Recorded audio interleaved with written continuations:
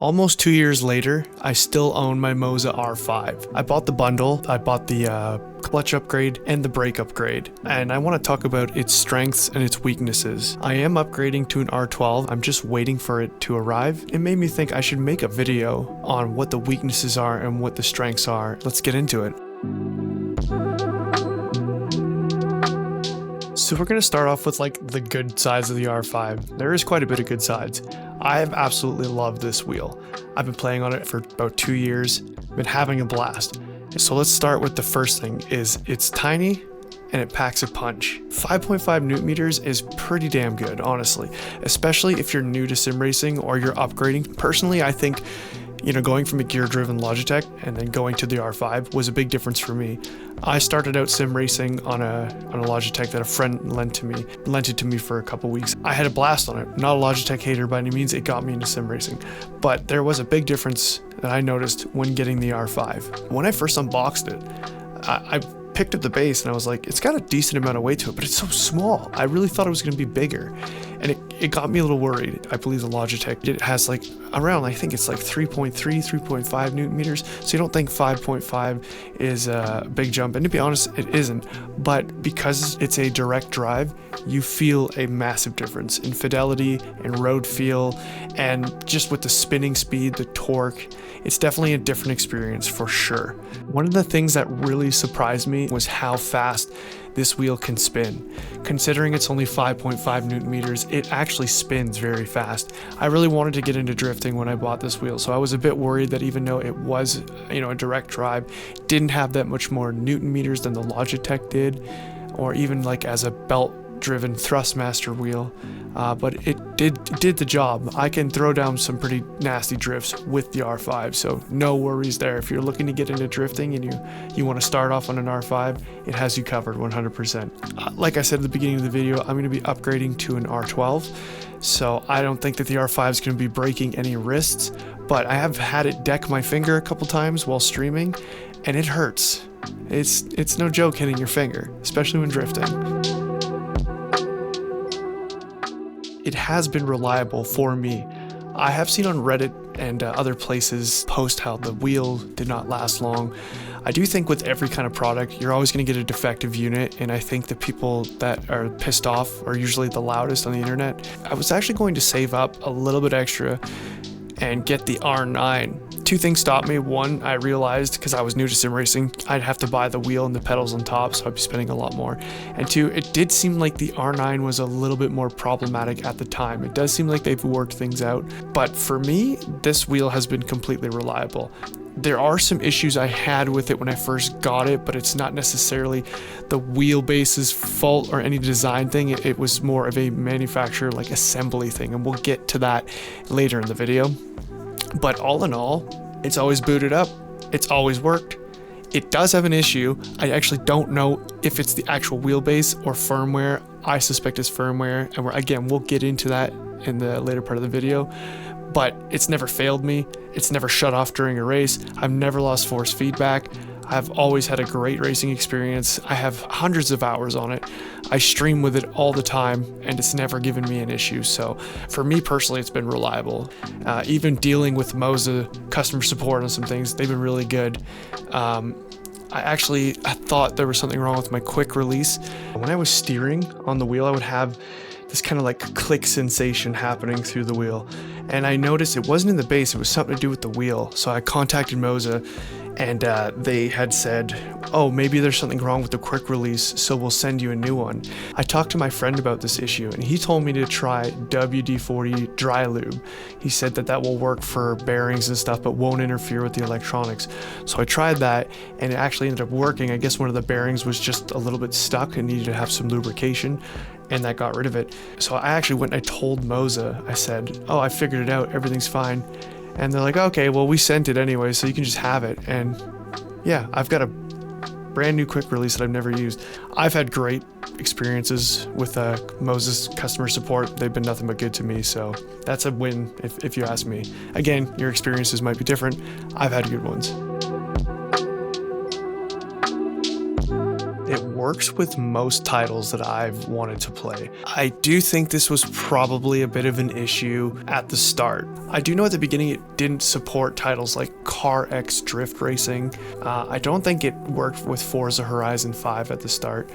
But when I picked mine up and opened the pit house, you just saw a list of basically all titles that I ever wanted to play, and that's only gotten better with time. So you don't really need to worry about that, especially now in 2025.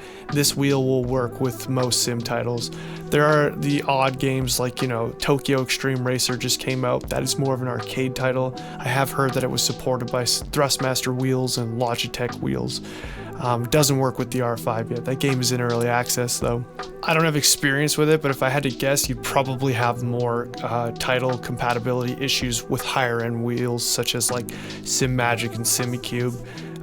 But I can't speak from experience. Take that with a grain of salt, but I can say that this wheelbase covers pretty much every game. The only real issue I had was getting it to work with Forza Horizon 5. That took a little bit of messing around with, but I did eventually get it to work, and it's been a great experience on it. Another thing I really liked about this wheelbase when I got it was how easy it was to set up. It wasn't hard to put together. The pedal assembly was really easy to do. Everything just kind of made sense. Plugged it in, download the pit house, let it calibrate, and there you go. After an update, it tells you need to calibrate and it walks you through it. So Moza has just been constantly improving. Not hard to set up, makes sense. The quick release too is amazing on it. I do believe it's similar to NRG quick release. So you can attach NRG quick release wheels to it, from what I understand. I don't know too much about that, but what I do know is that Moza is praised for its quick release, and I can see why. It's right below me right now. It's just snap ring. You just pop it off and there you go. Awesome, easy to set up, easy use is definitely dope.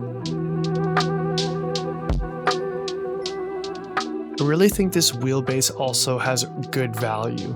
It's definitely up there in price considering the difference between something like a Logitech. It is a jump, but that little bit of extra money gets you a lot more, and you get incredible force feedback for that price. I just think it's a great value, honestly, especially if you're looking to get into the fun of sim racing. I don't really know how else to put it, but if you're looking to get into sim racing, nothing wrong with going with a Logitech if you're really on a budget, but if you could save up a little bit more and you can get something like the R5, even the R3, which I don't have any experience with, but judging from my experience with the R5, I'm pretty sure the R3 would be pretty sweet as well.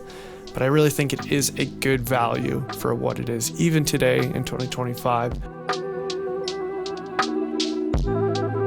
Another good thing to bring up about this wheel is it's very quiet for the most part. As far as the wheel base goes, it is very quiet. Slight bit of noise over time when it spins. I don't know if that's a bearing or the slip ring inside. It's very slight. You do hear a little bit of noise. You do hear a bit of coil whine, but that took 2 years to happen. Using it almost daily, drifting, beating the crap out of it, driving really hard, letting it spin like crazy, crashing. 2 years have gone by and it's only slightly making noise now. I do think that there's been a different experience for other people, but for me, the wheelbase has been very quiet. I'm on a frame. I'm on a advanced sim racing ASR3 frame. So when you hit bumps and stuff, you hear it through the frame, of course. It's cogging, it's torquing. I do remember when I borrowed my friend's Logitech when I first tried sim racing. I remember that wheel being quite noisy. That was a big bonus for sure, especially because my girlfriend is sleeping in the room right behind me. And the less noise I make, the better. The happier she is. Right side. Oh my God, you gotta be kidding me, bro. Last lap, are you kidding me? All right, now we gotta talk about the bad side. What I have not enjoyed about owning this Moza R5. The build quality is almost perfect. So let me explain a little bit more when I say almost perfect. The wheelbase itself is sturdy, but I did have a weird issue with it, and I still have this issue.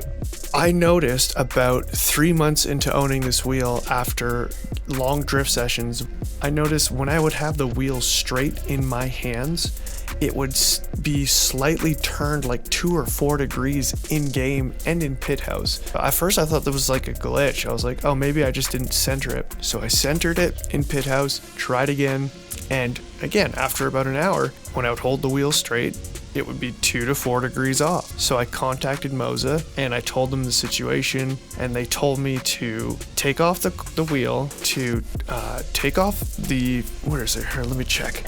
Yeah, they had me take off the 2 tiny screws that hold the connector plate where your quick release connects to.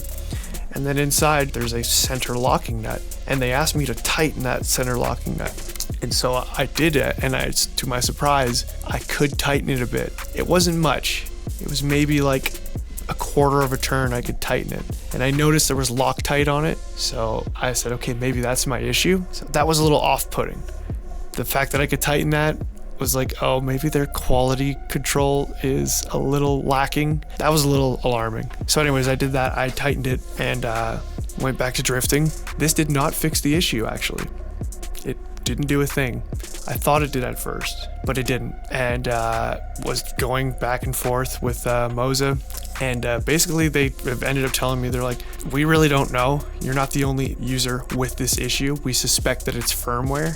If you'd like, we can contact your distributor and we can have your Wheelbase exchange, which again, W to Moza for doing that, offering to contact my distributor. But I was streaming so much of the time and I was having so much fun. I said, you know what, forget it. I'll just center it and we'll see if an update fixes it. To this day, it's at random. I've had full drift sessions where I never have to center it, and then sometimes I have to center it like 3 or 4 times. I don't know why that is. I don't know if it's firmware. I don't know if it's the Wheelbase, but it is a very annoying thing to do sometimes. I think that there's some R9 users in my Discord server that have had this issue, and we've definitely seen other R5 owners with this issue. I wouldn't say the base is necessarily broken. I suspect it's a firmware thing, but nevertheless, this is something to be aware of if you're thinking about picking up an R5. You might have to deal with this issue. So yeah, there's that. So before I say this, I want to point out again that I do think for the price, the force feedback on this wheel is really, really good. But one thing that I have noticed a lot more lately, now that I've become more experienced, and something I actually did notice a little bit early on, but I kind of figured it was something I was doing in the pit house, but it wasn't. It's just the base itself, and that is the steering lock. So basically, if you have your steering lock at 900 degrees, you turn the wheel to a certain point and it locks. And it feels fine, honestly, when there's no force feedback coming through. You could easily turn past it. It's only 5.5 newton meters, but it's there. You can notice it. Until you get into certain games like Forza Horizon 5, Wreckfest, I've also noticed this in Motor Town, the force feedback becomes so strong that when you hit, you can't really tell you're hitting the steering lock. You could easily turn past it. You don't even realize it because the wheel is working so hard to deliver strong feedback at that moment. And honestly, that wouldn't usually bother me if I could turn past it. Maybe when I get the R12, it's going to be the same thing, but I would like to at least know I'm turning past it. And there's been a lot of situations where I've turned right past wheel lock and I didn't even realize I did it, to the point where for Forza Horizon 5, for example, I was turning past it so much that when I would come back into angle, you could hear a thud because it's going past lock. It's not like it's bad, you're not hurting the wheel or anything, but it was just annoying. It was just annoying to hear that thud, so I ended up turning off the steering lock altogether in Forza Horizon 5. So that is one big downside. The only way you're gonna really be able to hit that steering lock noticeably is to turn the force feedback and the damper way down, which at that point, it's just not as fun. You want a little bit more punch, so that's where I've started to realize that 5.5 is a little bit on the low side for force feedback. It's not that it can't deliver good force feedback, but things like that make you want a little bit more. So just keep that in mind. I've wanted to upgrade, and that was a big reason that I'm actually upgrading right now. Obviously, there's more to it, and that actually brings me to my next point. Another big reason why I'm upgrading to the R12 is you will have this wheel clipping a lot. I'll quickly explain clipping. There's a lot more to it, but basically it's the signal of the force feedback being pushed to the max, where the wheelbase is not able to produce force feedback beyond this limit. And so you find that, you know, if you're driving straight, just holding the wheel and you're hitting bumps and you're hitting curbs, it feels great, it feels fantastic. But as soon as you have heavy force feedback and you're in a left or a right turn and you're really diving into that turn and you hit a curb or you hit a bump or something, and you want that force feedback to feel heavy, you're going to lose a lot of the road detail and stuff like that with the R5, because it's throwing so much force feedback at you just to make it feel heavy and simulate that G-force. You end up losing a lot of the curbs, bumps and stuff like that. So that might not be a big issue for everyone. I certainly was drifting for the most part when I started. I've definitely gotten more into racing now, so I noticed it more. So that is kind of something to look out for. You can turn down the force feedback to bring back those kind of curb effects and everything, but then it kind of leaves you wanting a little bit more. For me, I've been really noticing it lately. It's like I want that heaviness in the wheel, but I also want to feel the detail of the road. It's something to consider. If you have a little bit of extra money and you can maybe afford an R9, you might want to steer in that direction. You know, this isn't what I'm saying about this isn't entirely a bad thing, especially if you're just looking to get into sim racing. I don't think this is a huge issue when you're starting. I mean, I have people in my Discord on Logitechs that are 10 times faster than me. So I mentioned previously that the wheelbase is really silent, but what's not silent, for me anyways, is this f***ing ES wheel. I don't hate this wheel by any means. You know, it's a little small. I have the upgrade. I have the 12 or 13-inch upgrade. I'll put it on screen because I don't remember the size. I put this upgrade on, and after I did that, it became really noisy. It was always a little bit noisy, to be honest. And what I mean by noisy is like when I would turn it under high force feedback scenarios, it had like a plasticky kind of creaking sound to it, and it had like a click to it that turned out again to be the quick release, so it just needed to be lubricated. But anyways, this thing had a little bit of creakiness to it. Then I upgraded, put a bigger wheel on it, and it got worse. When I don't wear my headphones, I can hear the plastic creakiness of it, and it drives me nuts. This may not be an issue that you guys have had, but for me, that's something that happens to this day. And I've tried tightening all the bolts. I've put Loctite on them. I even tightened them so much once that it made the shifter stick, which I thought, oh, I just broke it, but it didn't. Just backed it off till it was good. So I might have made it worse too, but I promise you, when I first upgraded to the bigger rim, I did not over tighten it. I put it nice and snug in a couple turns. You know, I work with tools every day, so I'm not new to that kind of thing. It just sounds cheap. It feels good in my hands. The rim itself feels good. It's got a little bit of flex. You know, it's got a little bit of flex on the top and stuff. I mean, it's the more budget line wheel, so I'm not asking the world. But the sound that it makes when I'm not wearing headphones drives me nuts. And maybe that's just me. Maybe it doesn't bug most people. But to hear like a creaky plastic noise while I'm racing, it's just, yeah, I don't like it. Another thing I want to mention, and this might have improved and maybe I just don't have the recent presets, but when I got my R5, even as someone that was new to sim racing, I wasn't a huge fan of the presets. There was never a preset I opened for any of the games I played, and I thought, you know what, I'll just use the preset. Now this is a personal thing. I ended up changing everything. Like there was a couple that had somewhat of a good baseline, like for American Truck Simulator, Dirt Rally 2.0, WRC, they had somewhat of a good starting point. And when it came to like Assetto Corsa, iRacing, ACC, even Automobilista 2, all these titles I tried, I did not like the presets that the software had to offer. And they've updated their software quite a bit now, and I haven't really tried them, so take this with a grain of salt. But I personally wasn't a huge fan of the presets. Like, oh, is this it? Is this what it's like to own a direct drive? But then when I started to play with the pit house and learn the pit house myself, then it became a much better experience. So just keep that in mind. You might have to do some tinkering with the pit house to get it to feel good, which is like kind of an upside too, because the pit house does give you so much options for customizing the feel of your wheel. It actually can be a little bit overwhelming when you're new to it, but once you understand it, you're quite happy that you have those options. So it's just something to think about. Another downfall, it's a minor downfall, but it is a downfall nonetheless, is the mounting points for the SRP LITE pedals and the wheelbase itself. Now I know that most of the wheelbases from Moza share the same mounting pattern as the Fanatec, however the hell you say it. I think it's the CSL-DD, but it's just a 4-bolt pattern. The R5 has a 4-bolt pattern on the bottom. I have yet to find a stand that it bolts into with all 4. I'm on the ASR3 frame, and only the 2 back bolts line up. It's been fine, it's been solid, but I would rather 4. I had a stand before this, some Amazon stand, and I had to drill holes to get it to mount. And same with the pedals, it doesn't seem like there's a lot of good mounting options for these pedals. You can make it work, it's not the worst thing in the world, you know. If you're handy enough, you can pull out a drill and drill some holes. But yeah, like on my old stand, I had to drill holes for the pedals and the wheelbase before I upgraded to the ASR3.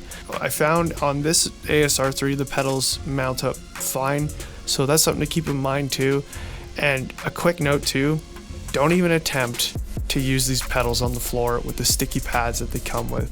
Just don't do it, man. It's not gonna work. Trust me, I found out the hard way. Don't use the pedals on the ground. It hurts. A quick thing to mention too is I don't really recommend clamping this wheel to a desk unless you have a hefty desk. And I thought I had a hefty desk. And let me tell you, it shook the living shit out of my desk. So just keep that in mind. It is cool that they offered the clamp. A lot of people could use it. But I think anything above this, just avoid a clamp, get a frame or even a stand, something.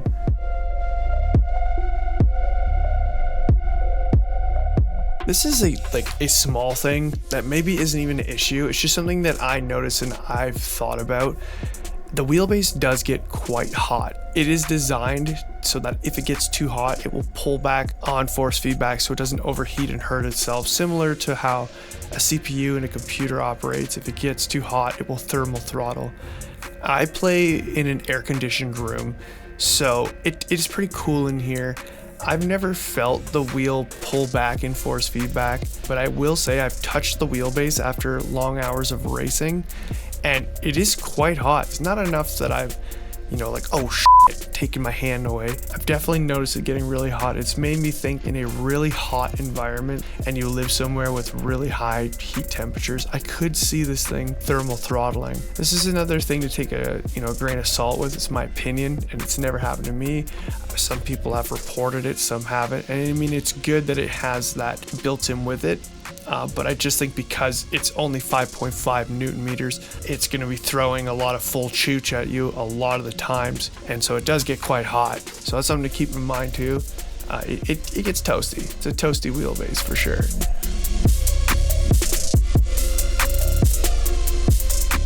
The last thing I want to talk about that I don't like about the R5 is the pedals. Now, to be clear, I don't think they're terrible, but here's my experience. They got noisy real quick. I had to lubricate them. Within the 3rd week, the torsion springs started to creak. I don't know if everybody's had this issue. Some people on Reddit have said they never have had this issue. Some people said they had this issue out of the box. I had it pretty quick. And then after about a year, I noticed that the throttle became significantly lighter. And I always had the brake upgrade on my brake. The torsion spring on that never really wore down, but the throttle became noticeably lighter. The clutch also became way light, way quick. I drive H pattern a lot. I like driving street cars when I'm sim racing, like an Assetto Corsa. And so the clutch wore out really quickly. It always had tension. It was always the noisiest though, and that spring became worn out very quickly. The Hall effect sensors also needed to be recalibrated after about 6 months worth of use. What would happen was I would put my foot down all the way and it wouldn't register full all the way, but it did when I first got them. So maybe that's a firmware thing, but I noticed the Hall effect sensors went out of calibration after time. And like I said, the torsion springs ended up becoming light really quick and becoming quite noisy. I actually ended up modifying these SRP LITE pedals But yeah, it comes with SRP LITE pedals, by the way, and the clutch pedal is separate.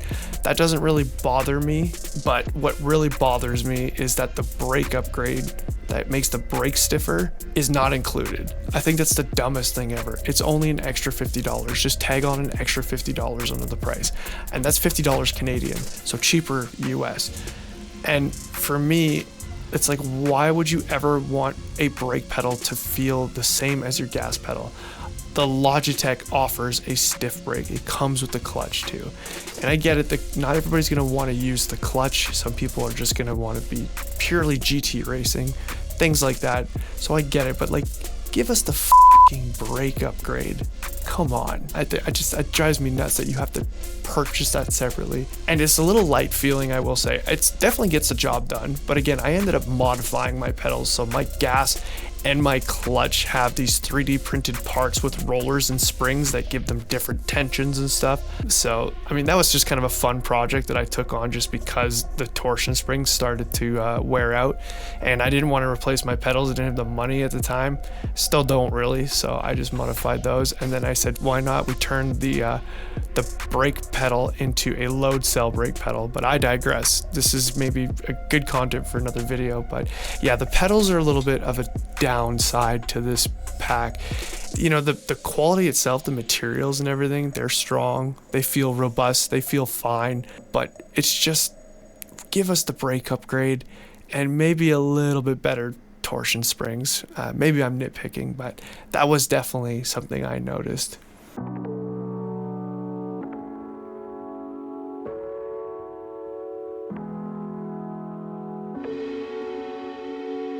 So those are my opinions on the Moza R5, the strengths and the weaknesses. I'm new to uploading these types of videos on YouTube, so I'm sorry if it was a little bit janky. I'm gonna keep trying, keep improving, and I'm gonna try and upload more content and just talk about sim racing and share my passion with sim racing with you guys. So if you liked what you saw and you want to give me some feedback, feel free to give me criticisms, maybe tell me some things I missed, and subscribe, and I'll see you guys on the next one. Peace.